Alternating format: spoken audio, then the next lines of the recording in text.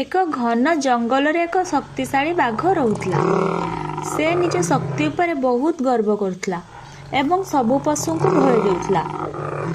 ଏକ ଦିନେ ବାଘ ଖାଦ୍ୟ ଖୋଜୁଥିବା ବେଳେ ଶିଆଳକୁ ଦେଖିଲା।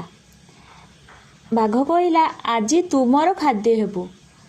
ଶିଆଳ ଜାଣିଥିଲା ଯେ ବାଘ ବହୁତ ଲୋଭୀ ଆଉ ସହଜରେ ଫାନ୍ଦରେ ପଡ଼ିଯାଏ, ତେଣୁ ଶିଆଳ ତାକୁ ଭୟ କଲା ନାହିଁ। ଶିଆଳ ଗୋଟେ ବୁଦ୍ଧି ପାଞ୍ଚିଲା।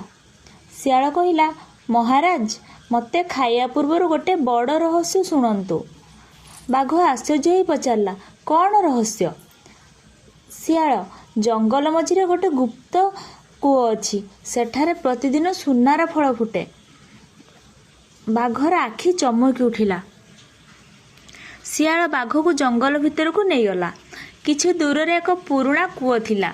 ଶିଆଳ କହିଲା ଯେ, ମହାରାଜ, ସେଇ କୂଅ ଭିତରେ ସୁନାର ଫଳ ଅଛି। ବାଘ କୂଅ ଭିତରକୁ ଚାହିଁଲା। ପାଣିରେ ନିଜର ପ୍ରତିବିମ୍ବ ଦେଖିଲା। ଭାବିଲା, ତଳେ ଆଉ ଗୋଟେ ବାଘ ଅଛି। ସୁନାର ଫଳକୁ ଯିଏ ରକ୍ଷା କରୁଛି। ରାଗରେ ବାଘ ଗର୍ଜନ କଲା। ପାଣିରେ ତାର ଗର୍ଜନ ପ୍ରତିଧ୍ୱନି ହୋଇ ଫେରିଲା। ବାଘ ଭାବିଲା, ତଳ ବାଘ ତାକୁ ଚ୍ୟାଲେଞ୍ଜ କରୁଛି। ସେ ସିଧା କୂଅ ଭିତରକୁ ଲାମ୍ଫ ମାରିଦେଲା।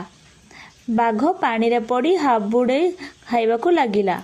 ଶିଆଳ ହସି କହିଲା, ଲୋଭ ଓ ଅହଙ୍କାର ମଣିଷ କିମ୍ବା ପଶୁ ସମସ୍ତଙ୍କୁ ବିପଦରେ ପକାଇଦିଏ। ତାପରେ ଶିଆଳ ଖୁସିରେ ଜଙ୍ଗଲ ଭିତରକୁ ଚାଲିଗଲା। ମୋରାଲ ଅଫ୍ ଦ ଷ୍ଟୋରି, ଲୋଭ ଏବଂ ଅହଙ୍କାର ସବୁବେଳେ ବିନାଶର କାରଣ ହୁଏ। Thanks for watching. Like, share and subscribe.